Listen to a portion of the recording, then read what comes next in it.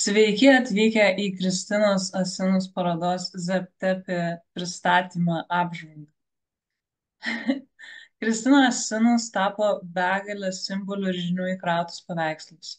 Jos unikali tapybos technika suteikia paveikslams neįtikėtino ryškumo ir gaivių kontrastų.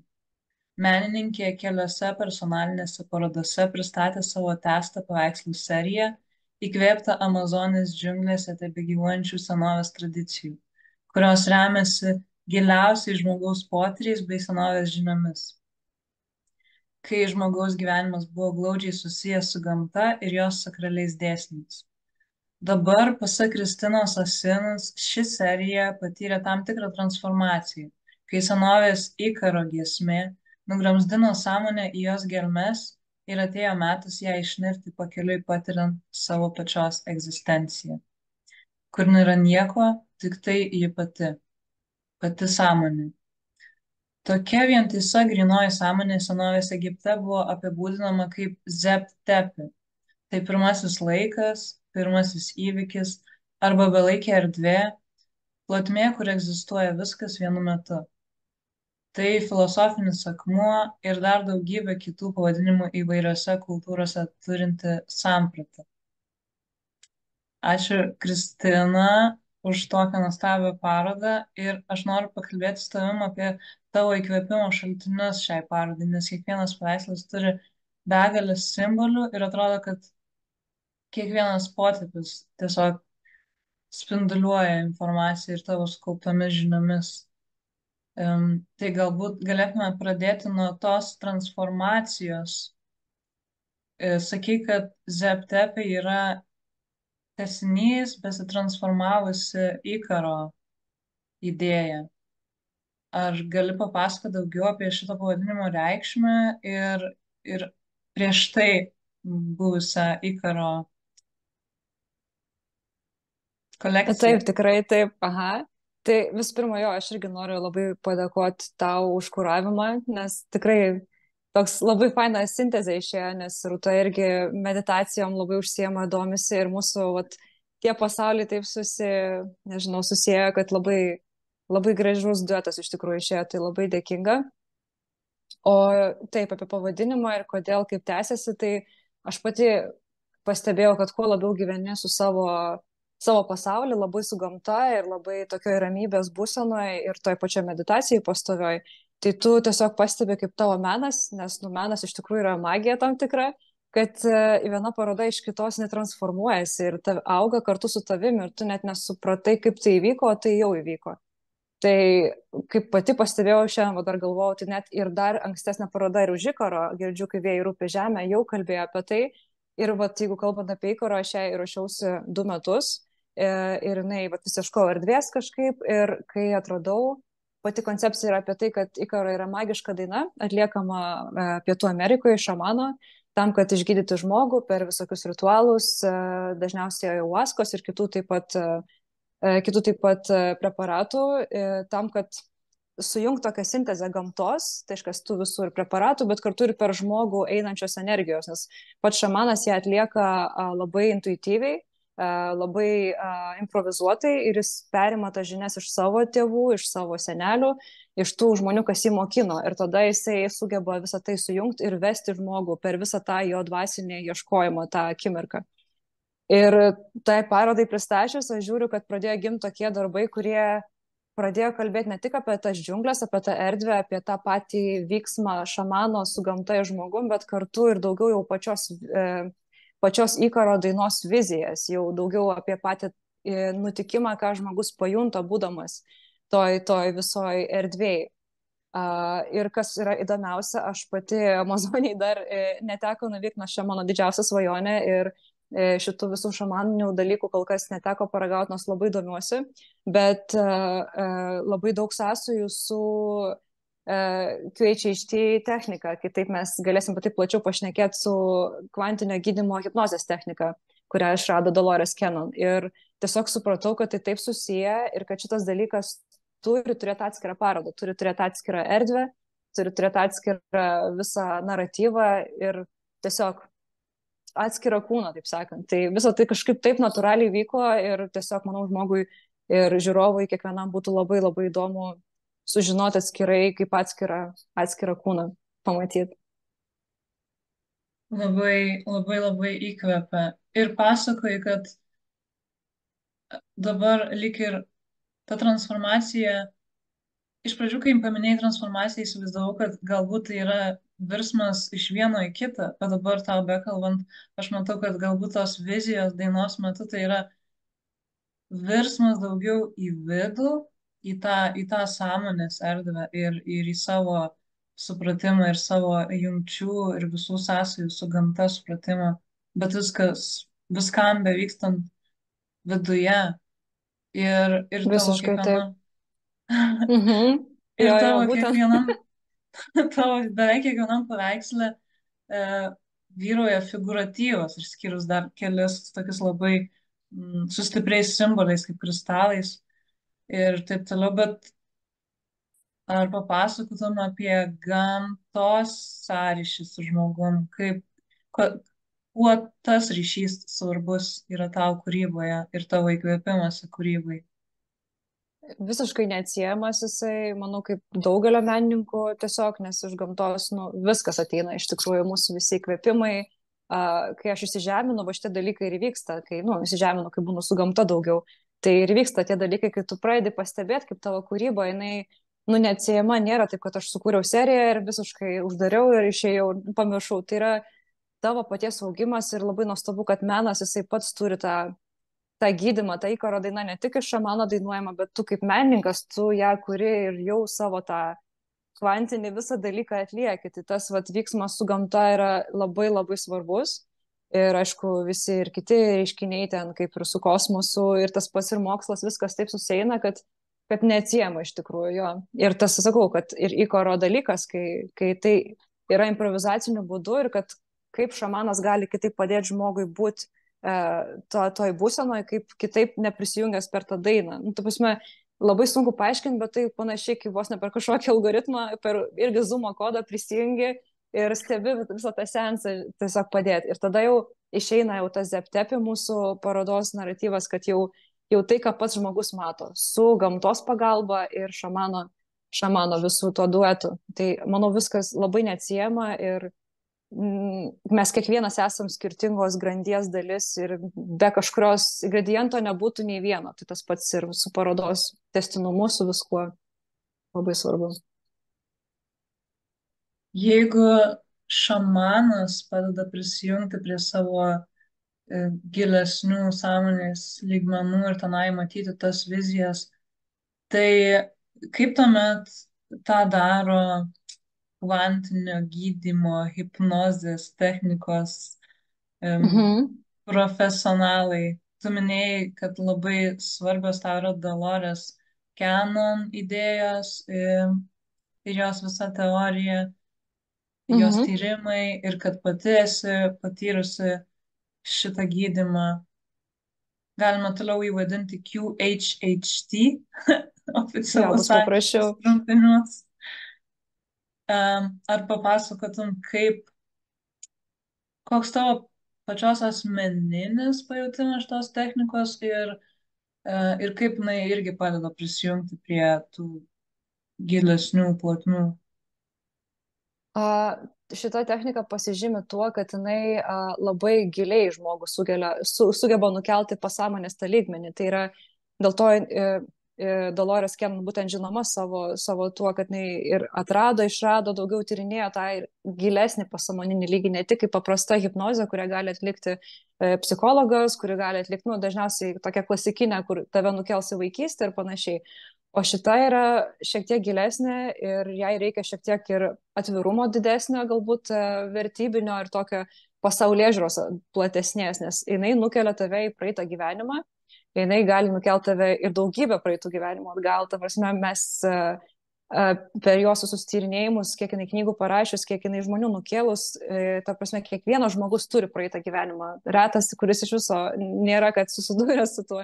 Ir vyksta tai tiesiog irgi hipnozės technika, labai natūraliai, per vizualizavimą, net irgi sunku paaiškinti, sakau, tai dar taip kartu susiję, kad tuo metu tu supranti, kad laikas neegzistuoja, nes kai tu nusikeli atgal, dėl ko šitą visą parodą taip įkvėpė tą laiką tyrinėti, kad tai, kas vyko kažkada, turi didžiulę įtaką dabar. Tai gali būti tavo psichologinės kažkokios tipo sąsajos problemos, galbūt sveikatos kažkokios irgi problemos. Ir atrodo, kad jis nežinai, iš kur tai atėjo, nes tikrai jau stengiasi viską tvarkyti, žiūrėti ir staiga sužinai, kad kažkas va vyko atgal, ką tu norėjai išmokti ir kažko gal neįgyvendinai, arba kaip tik įgyvendinai ir kažką tave tai liečia. Ir kai tai praėjai tyrinėti, supranti, kad tai nėra, kad tiesiog filmas pasisuki lininiam laikė, pasižiūri ir kad čia praėjo visą tai. Tai vyksta iki šiol, anot jos visų tyrimų ir iš praktikos, kad tai vyksta iki šiol ir tik protas mėgsta suprasti tą liniją, kad vyko tiesiog viskas iš eilės, o iš tikrųjų viskas, nežinau kaip paaiškinti, tuo pačiu metu vyksta ir turi įtakos vienas kitam. Tai jeigu dabar va pasveiksi, sužinojęs tą, tai tu išgydai ir tą dalyką. Ir tas daug platesnis, daug didesnis pasaulio suvokimas ir jisai atneša ramybę, bent jau man asmeniškai jis atneša platesnį visą pasaulio pamatymą, didesnę drąsą, suvokimą, kad mes žmonės esame labai galingi, labai stiprus ir vienas kaip kažkokių tokių gal įrodymų, apie kuriuos mes šnekam, tai parodos testinumai menu, sakykime, meno pagalba. Tai irgi gal anksčiau aš nepastebėčiau to, dabar tiesiog negali nepastebėti, kai vienas po kito eina ir atrodo linijiniu būdu paroda po parodos, bet iš tikrųjų pasižiūrėjus nebūtų pirmos ir kiekviena turi įtakos, taip tiesiog jeigu taip alegorijom ir palyginimai šnekėti. Tai va, nežinau, apie techniką, ką dar paminėjau, man pačiai irgi teko ją išgyventi, tikrai labai ilgą laiką tai svaršiau, norėjau labai to, tai va, pavyko su jos Dolores Cannon mokinė Londone tai atlikti, tai tikrai, sakyčiau, labai gydanti technika ir labai praplėtus pasaulį. Tu pamatai daug daugiau negu, sakau, galbūt iš viso, gal kada galėtum pagalvoti. Tai va, ir įkvepia visą šitą mūsų parodos atmainą dabar jau labiau apie tai kalbėti, nes labai panašu tai ir yra į tas vizijas, kiek aš esu tyrinėjus, ką patiria žmonės Amazonėje, sakykime, arba su visais augalų terapijom, tai praktiškai panašus vaizdai yra. Tai bent jau potyriai ir suvokimai pasaulio. Nežinau, aiškiau. Labai, labai daug aiškiau. Taip, beklausant atrodo, kad susidaro toks labai stiprus ir bekraštis žmogaus įspūdis, kad kiekvienas mūsų sprendimas ir mūsų veiksmas yra reikšmingas ir daro įtaką ne tik tai, kad kitam rytui ar kitai dienai, Mhm. tiem metam, bet tiesiog visai istorijai ir po mūsų pačių. Ir tada vienu metu lik ir atsiranda didelis Taip, atsakomybė. nesunku žodžiais paaiškinti, matai, kaip tai yra.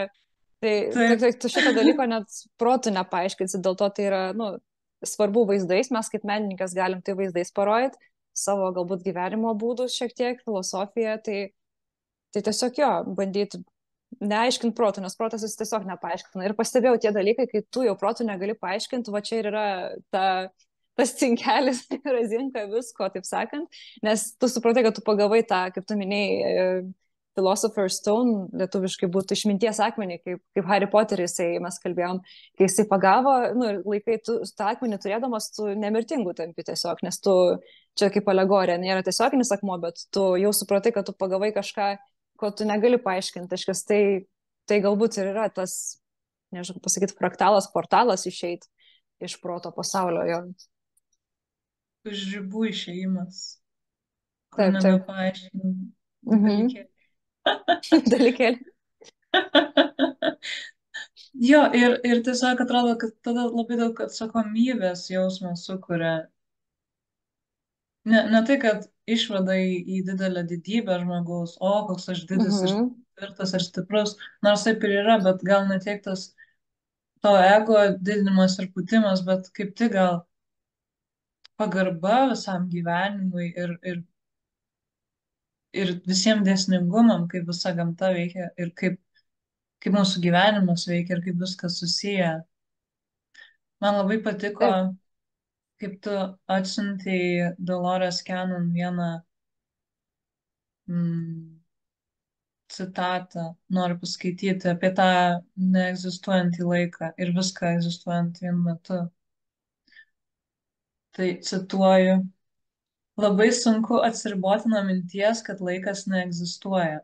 Tačiau remiantis vienalaikio laiko idėja, tai reiškia, kad viskas, kas kada nors įvyko jūsų gyvenime, tai yra vaikystė, kūdikystė, branda ir viskas vyksta dabar. Ir visa tai tebėra. Mūsų atliekamos hipnozės pagalba galime sugrįžti į tuos vaikystės laikus. Man yra tekę stebėti žmonės vėl tampant tais vaikais. Bet tai reiškia, kad visa tai vyksta dabar. Visi jūsų ankstesni gyvenimai ir visos jūsų ateities tikimybės egzistuoja dabar. Tai mums labai sunku suprasti. Čia tikriausiai viena iš tų idėjų, apie kurią mąstant išeini už proto ribų, nes intelektui šiek tiek sunku apriepti. Tikrai taip, tikrai taip. Ir tada galėtumėm dar pagalvoti apie zeptepių pavadinimą ir apskritai šito termino reikšmę. Jo, aš labai domiuosi visokiom senovės kultūrom, kasinėjęs ir, kaip sakau, jeigu nebūčiau menininkė, tai būčiau archeologė, nes ir norėjau ją būti, bet galvoju, ne, menas vis tiek jis man dar daugiau duoda laisvės, taip sakant, tyrinėti ir kažkokių įdomių idėjų, ne tik mokslų remtis tiesiog ir bijoti iš jo rėmų išeiti. Tai aš kažkaip pagalvojau, pirmas dalykas buvo zeptepi. Zeptepi tai reiškia zep tai yra laikas ir tepi yra pirmas laikas. Jisai šitą savoką kilus iš senovės Egipto mitologijos, iš jų tokio pasakojimo, suvokimo pasaulio, kad tai reiškia pirmą laiką, pirmą įvykį. Tai kaip jie aiškina, kad kaip dievybės nusileido į žemę arba tiesiog atėjo į mūsų tą visą dimensiją ir jie pradėjo kurti mūsų realybę. Ir atnešė ir kultūrą, ir visą grožį, ir viskas buvo nuostabu, gyvenom aukso amžiui, sąmonė buvo labai pakilėta ir stebuklai vyko, nu, tamsime, žmonės nesirgdavo, viskas buvo nuostabu. Ir tiesiog tas labai, aukso amžius mane labai įkvėpė ir supratau, kad jeigu laiko neegzistuoja, tai tada mes kaip portalą galim bet ką atidaryti iš tikrųjų, tai mes galim ir, sakykime, ir tamsius amžius, jeigu apie juos galvosim. Bet, reiškia, tas laikas, kai jeigu niekada nebuvo, tai aukso amžius visą laiką ir vyksta, jisai ir dabar yra. Ir tas zeptepi pirmasis įvykis, jisai kaip zero ground, zero gravity, nulinė gravitacija, kur tiesiog, kai tu esi tam tikroje būsenoje, tiesiog gali praeiti net ir erdvę, tai čia irgi tas įvyksta. Tai aš galvoju, šitas pavadinimas labai labai tiktų ir tiesiog automatiškai kaip ir visa karaliukų sąsaja parodos tipo irgi sukrito. Tai va, ir tas kultūras jungt, nes ir pats Dolores mokymas ir jos patirtis ir pasakojimai žmonės, kai pasakoja apie savo gyvenimus, jie labai daug kartų nusikelia ne tik į senesnius gyvenimus kaip ir prieš 100-200 metų, bet jie ir 10 ir 100 tūkstančių metų, netgi kitose planetose gyvena. O jeigu mūsų Žemėje, tai ir Atlantidai, ir Lemūrijai, tokiose civilizacijose, Egipte ir visur kitur. Tai tiesiog manau, kad tas daugelypiškumas to pavadinimo, tai čia tiesiog buvo visiškai labai labai tinkamas. Man labai patinka tavo mintis apie tai, kad aukso amžius ir dabar egzistuoja dėl to laiko bendrumo, kad savo pasirinkimu, taip galima sakyti, gali atverti duris ir į aukso amžių, ir galbūt ir į tamsų amžių. Ir aš Tikrai tada taip. prisimenu apie tą didelių laiko tarpsnių idėją, apie tai, kad kuri galbūt mūsų istorijai nėra priimama, nes mes turime tik tai žmogaus vystimąsi nuo beždžionių giminaičių per akmens amžių ir įvairius daugiausiai vakarietiškos sampratos laikotarpius ir tada pažvelgus į įvairias kultūras, tai matom, pavyzdžiui, net ir pačią Bibliją skaitant, tai matom, kad buvo Tvanas užrašytas Mhm. ir kad prieš tai gyveno žmonės ir buvo tam tikra civilizacija, tam tikras išsivystymas, kuris turėjo patirti transformaciją, būti užlietas ir prasidėti iš naujo. Tai man nurodo į tuos besikeičiančius amžius. Ir kad galbūt tų amžių ir tų civilizacijų buvo daugiau. Ką tu dabar ir pasakoji apie senovės civilizacijas, apie kurias mažiau šnekama. Ir labai dar būtų įdomu išgirsti apie tai, kas tave atvedė prie domėjimosi visų šitų, ar nuo vaikystės kažkokie išgyvenimai buvę, ar tiesiog natūralus susidomėjimas. Šiaip nuo vaikystės jo kažkaip viską mėgdavau patirinėti, pakasinėti. O šiaip tėvai mano iš tikrųjų, pamenu dar vaikystėje biški buvo į tokį, tiesiog klasikinio ūkdymo buvo, krikščionybė šiek tiek, bet jie patys nelabai tuo jautė, kad tai joms labai rezonuoja. Ir paskui staigiai jie pradėjo ieškoti knygų, pradėjo tyrinėti, skaityti ir aš augau tame matydama tą virsmą jų visą, tai man tas kažkaip pakeitė pasaulėžiūrą ir paskui atliepia į mano pačios tą visą ieškojimą, supratau, kad yra daugiau negu tik visuomenė mums gali pasakyti, nes matau pagal tėvus, kad jie tikrai randa ir jiem labai padeda. Ir viskas, ir paskui pradėjau domėtis, tada atradau daugybę, kaip sakau, kai išsimti signalą kažkokiai informacijai, norėt sužinoti, tau tiesiog ateina jinai po šiek tiek. Tai tada susipažinau su tokiu kaip Džordžas Kavasilas, jo visas pasaulio mokymas, tai yra australų rašytojas ir jisai dvasinis mokytojas ir tiesiog visa ta labai panašiai Dolores, irgi labai nežinau, lygmenį turi savo visoje suvokime ir visas jo pasaulio suvokimas labai rezonavo.